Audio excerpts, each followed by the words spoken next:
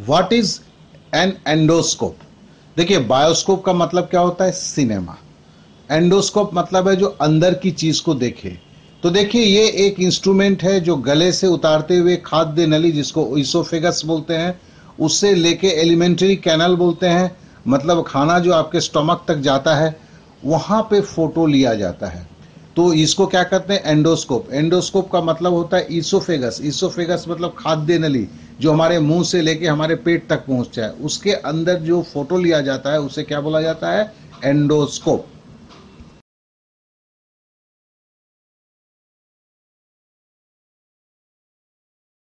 The age of tree can be determined more or less accurately by counting the number of rings. उसके अंदर के ring. भैया, आपके लिए तो बर्थ सर्टिफिकेट बना है, पेड़ का कौन बर्थ सर्टिफिकेट देगा? तो पेड़ का बर्थ सर्टिफिकेट पेड़ के तना में है। देखिए, एक पेड़ के तने को काटा गया है, पहला जो काला रंग का है धब्बा देख रहे हैं, वो उसकी पहली साल है। और साथ साथ में इसके अंदर बहुत सारी कहानियां हैं। देखिए, रेनी सीजन लिखा हुआ है, तो बरसात अगर होता है तो वहां का रंग कुछ अलग हो जाता है। ड्राई सीन होता है, सीजन होता है जब अगर पानी नहीं बरसता है तो उसका अलग होता है। देखिए, एक आग लग गया था जंगल में, जिसके लिए इस पेड़ के इस रिंग के अंदर में काला सा धब्बा है। और ये जो धब्बे को, ये गोल गोल रिंग को जो गिना जाता है, गिन के ही पेड़ का उम्र देखा जाता है। जैसे देखिए, एक पिक्चर है, दिस ट्री 10 years old, इसमें 10 रिंग है। उस 10 रिंग को गिन के हम बोल सकते हैं इस पेड़ का जो है 10 सावन इसने देखा है, मतलब 10 साल है इसका वजह, उम्र। Of all microorganisms, the most adaptable and versatile are। Microorganism मतलब वो जंतु जो केवल माइक्रोस्कोप से देखा जा सकता है, नंगी आंखों से नहीं देखा जा सकता, उसको माइक्रो ऑर्गेनिज्म बोलते हैं। बोला जाता है उसमें सबसे ज्यादा एडेप्टेबल, बने हर अवस्था में जीने वाला कौन सा प्राणी है? देखिए, ये तो अमर है। अगर आप बोलते हैं तो ये शंकर भगवान का ये पिया हुआ है। इसकी एक्सीडेंटल डेथ होता है वायरस की, वायरस का नॉर्मल डेथ नहीं होता है, एनीमिया क्या भी। देखिए, तरह तरह के वायरस है, जैसे लैम्प पोस्ट की तरह देख रहे हैं, ये एक वायरस का स्ट्रक्चर है। देखिए, गोल स्प्रिंग की तरह जो दिख रहा है वो इन्फ्लुएंजा का है। ये हेपेटाइटिस का है, इसके साइड वाला। पोलियो का देखिए नीचे है, पोलियो भी वायरस से होता है, हमने जानते हैं। एड्स का वायरस सब देखिए यहाँ पे है। रेविस मतलब कुत्ता काटने से जो रोग होता है, उस रेविस का जो वायरस है। तो ये वायरस क्या है? इसको माइक्रो ऑर्गेनिज्म बोलते हैं, इसको हिंदी में शायद विषाणु बोलते हैं। ये जो है अमर है, हर अवस्था में जीवित रहने की क्षमता इसमें है। देखिए, the disease in which the sugar level of blood increases is known as, देखिए इसको डायबिटीज मेलिटस कहते हैं। क्या कहते हैं? Diabetes mellitus. हम जो खाना खाते हैं उसमें कार्बोहाइड्रेट है। मान लिया आपने आलू खाया, तो ये आलू खाने के बाद आलू ग्लूकोज में चेंज होता है, और ग्लूकोज में चेंज होके ये आपके खून में मिल जाता है। अब ये खून में जो आपका चीनी मिला हुआ है, इस चीनी को पचा के इसमें से शक्ति लाने का काम करता है क्या? आपका इंसुलिन। देखिए, ये स्टोमक के नीचे जो है एक गोल 3 नंबर दिया हुआ जो है, ये आपका क्या है? ये आपका पेनक्रियाज है, अग्नाशय है। इसमें बीटा सेल्स होते हैं, बीटा सेल्स के अंदर से इंसुलिन निकलता है। यही इंसुलिन जो है रक्त के ग्लूकोज को शक्ति में परिवर्तित करता है। अगर आपका इंसुलिन किसी व्यक्ति में, ये इंसुलिन का प्रोडक्शन कम हो रहा है, एक्सक्रीशन कम हो रहा है, तो फिर क्या होता है? ब्लड में शुगर लेवल, शुगर मतलब कार्बोहाइड्रेट्स जो आपने खाया हुआ है वो बढ़ जाता है। इसके लिए लोग बोलते हैं डायबिटीज होने पे चावल मत खाओ, आलू मत खाओ, चीनी मत लो। इसका कारण यही है।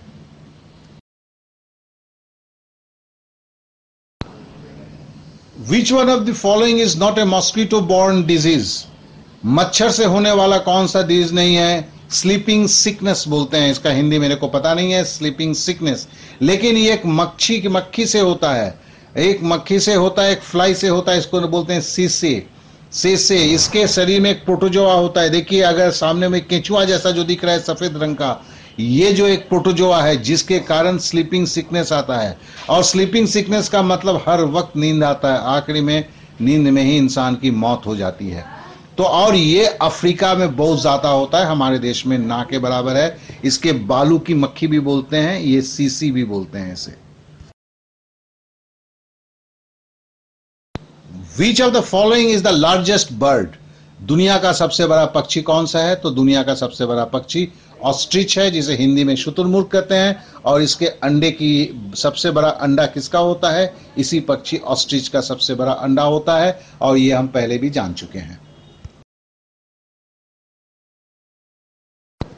विच of the following has no skeleton at all?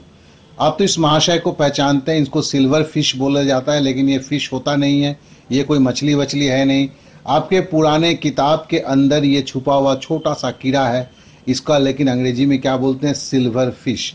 और स्केलेटन मतलब होता है कंकाल, इसमें हड्डी कहाँ से होगा यार? तो ये क्या है? सिल्वर फिश के अंदर में कोई कंकाल नहीं है, कोई हड्डी नहीं होता है।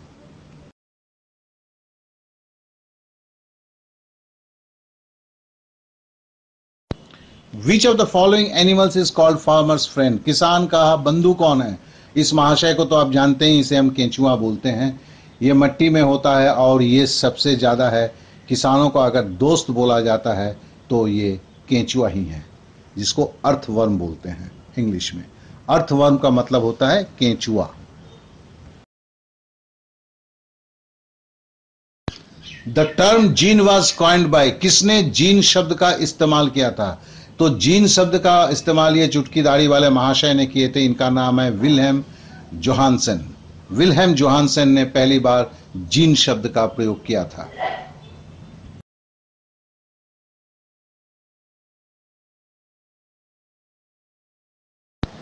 Which one of the following creatures has maximum number of ribs? किस प्राणी के अंदर में सबसे ज्यादा हड्डियों का जो ढांचा होता है, खांचा होता है, जैसे हमारे छाती में है, जिसके अंदर में आपका हार्ट जो है सेफ रहता है, तो ये जो सबसे ज्यादा होता है ये सांप में होता है। सांप का हमें कंकाल तंत्र देख रहे हैं, देखिए इसके जो निकले हुए हैं वो जो रिब्स हैं वो सबसे ज्यादा होते हैं। तो सांप के जो है जो रिब्स सबसे ज्यादा होता है, रिब्स मतलब हड्डी का जो ढांचा है उसे हम रिब्स बोलते हैं, वो सबसे ज्यादा होता है किसमें? सांप में।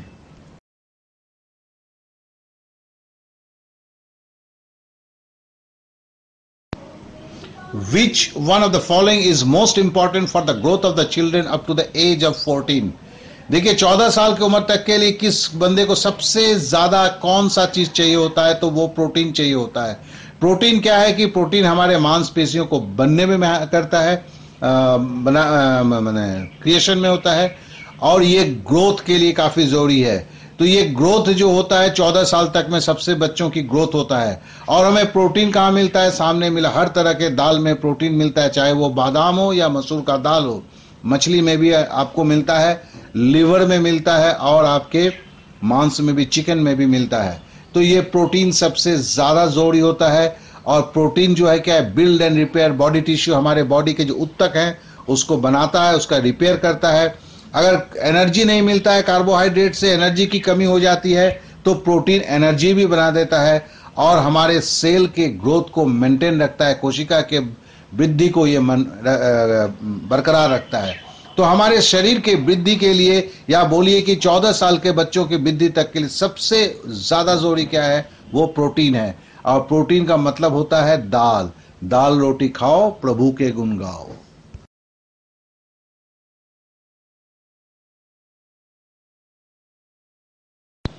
Study of newly born up to the age of 3 months is called? 3 महीने के बच्चे के लिए जो विज्ञान का नाम क्या है? तो इसको बोलते हैं नियोनेटोलॉजी। नियोनेटोलॉजी, नियोनेटोलॉजी होता है एकदम जन्म से लेकर 3 महीने तक बच्चे का जो हम विकास के बारे में जितनी हम मेडिकल साइंस में जो हम करते हैं, रिसर्च करते हैं, जो भी करते हैं, उसे क्या कहते हैं? Neonatology. Neonatology.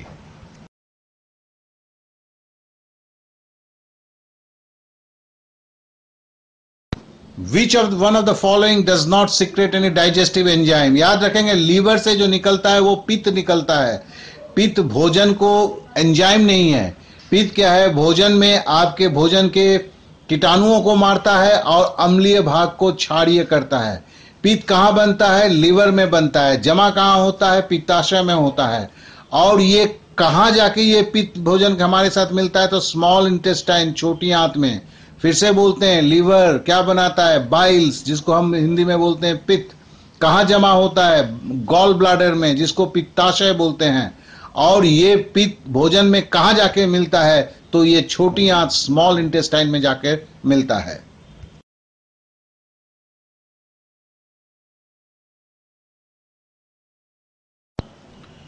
Which one of the following is related to silviculture. Silviculture का मतलब होता है आपके वन में, फॉरेस्ट में जो आपके क्रॉप्स, मतलब फॉरेस्ट में बड़े बड़े पेड़ होते हैं वही क्रॉप्स होते हैं। देखिए एक तरह क्या है, हमें पेड़ को काटना भी है लकड़ी के लिए चाहिए, और फिर नया पेड़ लगाना भी है चाहिए कि जंगल ही खत्म नहीं हो जाए। तो ये सारी व्यवस्था को मिलके जो होता है उसको हम क्या बोलते हैं, सिल्वीकल्चर। कोई सिल्वर का कल्चर नहीं होता है, सिल्वीकल्चर मतलब फॉरेस्ट क्रॉप को काटना, नया फॉरेस्ट क्रॉप्स को लगाना। फॉरेस्ट मतलब जंगल, जंगल में नए पेड़ लगाना, जंगल से पुराने पेड़ को काटना, ये सारा चीज का जो वैज्ञानिक नाम है वो है सिल्वीकल्चर।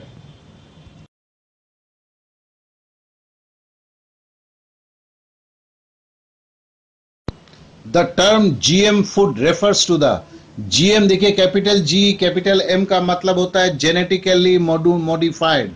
जेनेटिकली मॉडिफाइड, देखिए नीचे आप देख रहे हैं बीज तो दिखेंगे, लेकिन ये जेनेटिकली मॉडिफाइड, ये शायद नाशपाती है, हाँ नाशपाती ही है, नहीं नाशपाती नहीं है, ये कुछ और चीज है। जो भी हो, ये इसके बीज अगर जमीन पे आप डालेंगे तो आपके पेड़ नहीं निकलेंगे। लेकिन ये क्या है, इसमें कीड़े भी नहीं लगते हैं, और इसमें पैदावार काफी ज्यादा होता है। तो जैसे इंजेक्शन देता हुआ टमाटर देख रहे हैं, ये भी जीएम फूड है, genetically modified.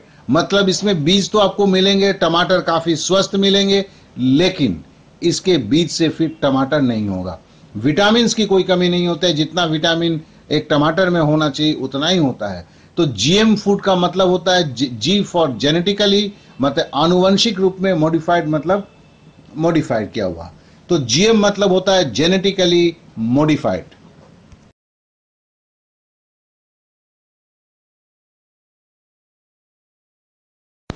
Which of which of the following organism is most likely to produce greenhouse gases such as nitrous oxide and methane? देखिए हम एक चीज को सोचते हैं, लेकिन एक सच्चाई और भी है। ग्रीन प्लांट्स के द्वारा, हरे पेड़ों के द्वारा जब ये सड़ते हैं तो इससे बहुत ज्यादा मीथेन और नाइट्रस ऑक्साइड निकलता है, तो वो भी एक ग्रीन हाउस है। जबकि एक ग्रीन प्लांट जो है कार्बन डाइऑक्साइड को सोख के ऑक्सीजन देता है, जिसके लिए हम जिंदे हैं, और कार्बन डाइऑक्साइड भी एक ग्रीन हाउस ही बोला जाता है। और ग्रीन हाउस क्यों बोला जाता है, इन तीनों गैसों के कारण। कौन कौन सा है, carbon dioxide, nitrous oxide, methane, तीन मेन गैस है। इसके कारण पृथ्वी की तापमान बढ़ रही है। तो ग्रीन हाउस एक तरफ जहां कार्बन डाइऑक्साइड को शोषण करके उससे वो ऑक्सीजन को देता है, वही ग्रीन प्लांट्स के चलते, वही पेड़ पौधों के चलते जब ये सड़ते हैं तो इससे मीथेन निकलता है, नाइट्रस ऑक्साइड निकलता है, जो ग्रीन हाउस के एक मेन कंस्टिट्यूएंट्स हैं।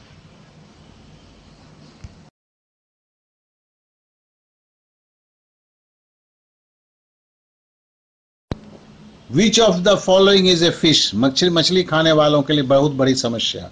देखिए स्टार फिश बोला जाता है, जो स्टार के रूप में दिख रहा है सबसे बाएं ऊपर की तरफ, ये स्टार फिश होते हैं, इससे खा नहीं सकते हैं, ये फिश नहीं है। दूसरा क्या है, सिल्वर फिश, याद है ना, किताब के अंदर छुपा हुआ कीड़ा, ये कोई मछली है ही नहीं है। तीसरा जो आप देख रहे हैं, तीसरा इसको बोलते हैं कटल फिश। इसको क्या बोलते हैं, कटल फिश। ये भी नाम में तो फिश है, लेकिन इसे भी खा नहीं सकते हैं, बहुत जहरीला होता है। और चौथा जो है वो है डॉग फिश। देखिए कहीं से भी कुत्ता नजर नहीं आता है, लेकिन इसे डॉग फिश कहते हैं। ये एक तरह का शार्क मछली है जिसे लोग खाते हैं, जापान के लोग तो बड़े चाव से खाते हैं। तो शार्क फिश है, ये एक तरह का शार्क मछली है जिसको हम डॉग फिश कहते हैं। तो चलिए, हम स्टार फिश खा नहीं सकते हैं, सिल्वर फिश तो सवाल ही नहीं उठता है, कटल फिश भी हम नहीं खाते हैं, बल्कि सबका नाम फिश है।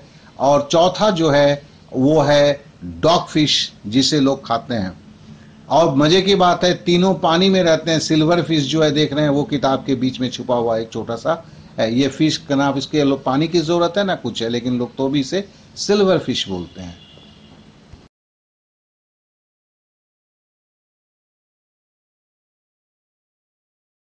The colour of human skin is produced by, देखिए लोग गोरा होने के लिए ना क्या क्या कोशिश करते हैं।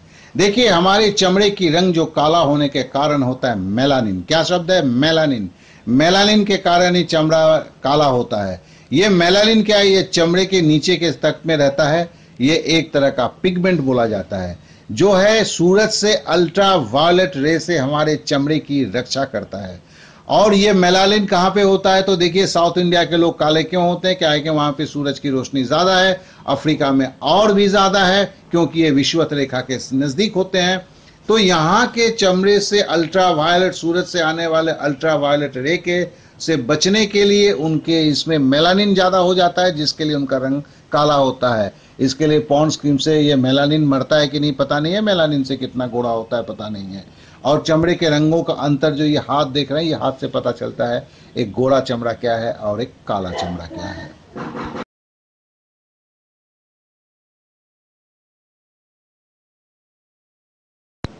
Flat footed camels can walk easily in sandy desert because, बालू पे ऊंट क्यों चल पाते हैं, क्योंकि आप चलेंगे तो आपका पैर धंस जाएगा। लेकिन देखिए यहाँ ऊंट की पैर देखिए कितना चौड़ा और फ्लैट होता है, जिसके कारण कि वो शरीर के वजन को, ये फ्लैट जो है ना उसके ज्यादा हो जाता है करके, मतलब उसकी क्षेत्रफल ज्यादा होता है, इसके लिए वो बालू में नहीं धंसता है। तो फिर क्या कहें, उसको बोलते हैं pressure on the sand is decreased by increasing the area of surface in contact. मतलब आपके ऊंट के पैर का जो नीचे का जो क्षेत्रफल होता है वो ज्यादा बड़ा होता है, जिसके कारण उसके पैर बालू में नहीं धंसते हैं।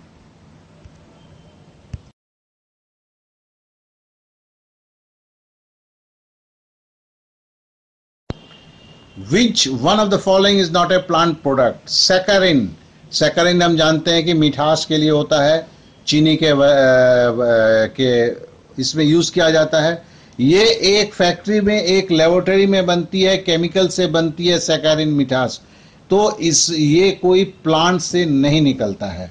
तो सैकरिन क्या है, एक लेबोरेटरी में बनती है, रासायनिक पदार्थ है।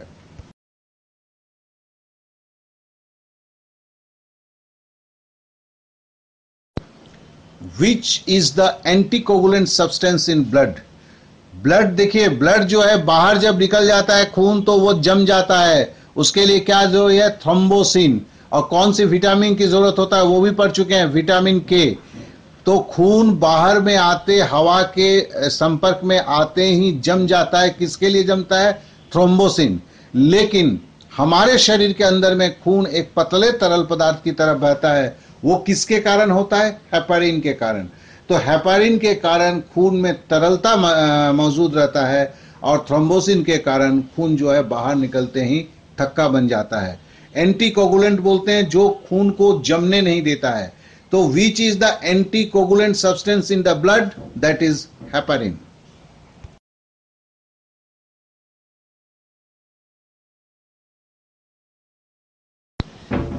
इन which of the following groups animals bear no teeth. तो एक तो देखते हैं मोर। देखिए पंछी वर्ग में जो है उनके दांत नहीं होते हैं, पिकॉक। और ये इस महाशय को तो समझ ही रहे हैं, ये शुतुरमुर्ग जी आपके ऊपर कितने प्यार से देख रहे हैं, इनके महाशय के पास भी दांत नहीं है। और नीचे कछुए के चाल चलने वाला कछुआ, इनके भी दांत नहीं होते हैं। तो ये इनके दांत नहीं होते हैं, तो पक्षी वर्ग के दांत नहीं होते हैं, कछुए के भी दांत नहीं होते हैं।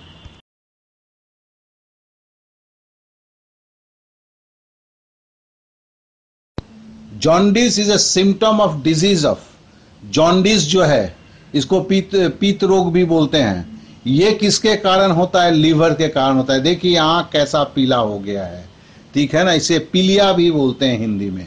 तो ये क्या होता है, लीवर से जो आपके पित्त हैं, पित्त में बिलिरुबिन होता है। ये बिलिरुबिन क्या होता है, ज्यादा मात्रा में बनने लगता है, और ये खून के साथ फैल जाता है पूरे शरीर में बिलिरुबिन, जिसके कारण चमड़ा का रंग भी आपका पीला लिए हो जाता है, आंख भी पूरा पीला लिए होता है, जिसे हम जॉन्डिस कहते हैं। तो जॉन्डिस जो है ये क्या है, बिलिरुबिन बनने के चलते होता है।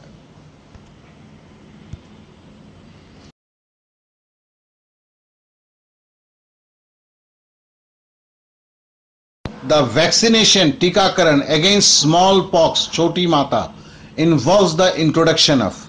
देखिए ये तो है कि कभी क्या विश्व का सबसे दो भयावना था, एक था मलेरिया जिसने अलेक्जेंडर की जान ले ली, आपका क्या कहते हैं सिकंदर का जान ले लिया, और गांव का गांव उजाड़ दिया, शहर का शहर उजाड़ दिया, that is the small pox. और स्मॉल पॉक्स से बचने के लिए जो टीका दिया जाता है उसमें जानिएगा कि उसमें भी स्मॉल पॉक्स के जो वायरस होते हैं उसी तरह का एक वायरस होता है, लेकिन उतना ज़्यादा क्या कहते हैं खतरनाक नहीं होता है, जिसे चिकन पॉक्स बोलते हैं, जिसको बड़ी माता बोलते हैं। तो ये तो इसकी जो जर्म्स आपके शरीर में डाला जाता है, बेसिकली इसको चिकन काउ पॉक्स बोलते हैं बेसिकली इसको। तो इससे क्या होता है आपके शरीर में एंटीबॉडीज बन जाती है, जिससे अगर स्मॉल पॉक्स का कोई वायरस अटैक करता है तो शरीर अपना बचाव खुद कर लेता है। तो वैक्सीनेशन अगेंस्ट स्मॉल पॉक्स, छोटी माता के लिए जो वैक्सीनेशन दिया जाता है उसमें भी एक तरह का वीकेंड जर्म्स मतलब कमजोर वायरस होते हैं।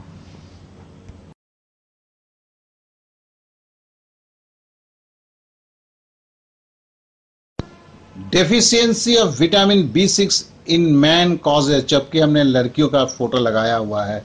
देखिए विटामिन B6 के कमी से लड़कों में एनीमिया होता है, लड़कियों में भी होता है। और जब पेल skin is a symptom of anaemia, आप गोरे चिट्टे हैं, काफी गोरे चिट्टे हैं, लेकिन आपके चमड़े के रंग में मतलब जो गोरापन में अगर आपका गुलाबी नहीं है तो फिर क्या है कि आप एनीमिया के शिकार हैं। एनीमिया मतलब रक्ताल्पता। देखिए इस रक्ताल्पता का कारण क्या क्या है, आपके शरीर में आयरन की कमी हो सकती है, आपके शरीर में विटामिन B6 की कमी हो सकती है, तो इससे रक्ताल्पता होता है। इस रक्ताल्पता में क्या होता है, देखिए यहाँ दो पिक्चर दिया हुआ है, एक में देखिए कि RBC लाल रक्त कण बहुत ज्यादा है, बगल वाला पिक्चर में कम है। मतलब एनीमिया का मतलब है कि आपके शरीर में लाल रक्त कण जो है वो कम हो जाते हैं। तो एनीमिया देखिए एक बात जान लेंगे, ये हिंदुस्तान के 80% लोगों में कमो बेशी सब में एनीमिया है।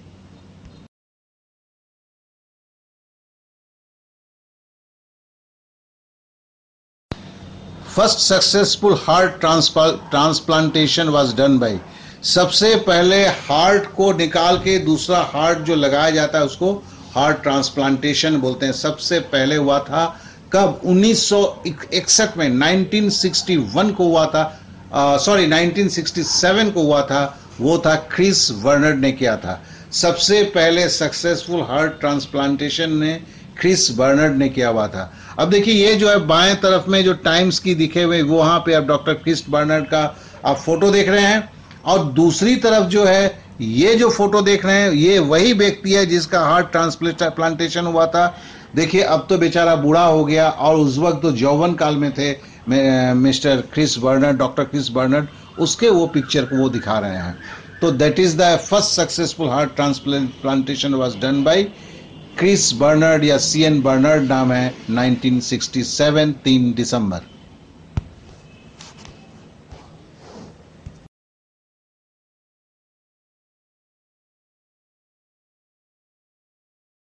येलो फीवर, ये भी जॉन्डिस की तरह, इस यहाँ पे भी आपका शरीर पीला पड़ जाता है, आंख भी पीला हो जाता है, और ये एडिस मच्छर ऐसे होता है। देखिए येलो फीवर, महाशय एडिस मच्छर पोस्टर लेके ही खड़े हैं। तो इस एडिस मच्छर के चलते आपका येलो फीवर होता है। तो ये येलो फीवर जो है, एडिस मच्छर जो है इसके वाहक हैं, वेक्टर हैं, तो इसके चलते ये होता है। और इसमें क्या है कि जॉन्डिस की तरफ बहुत सारे लक्षण दिखाई देते हैं शरीर में।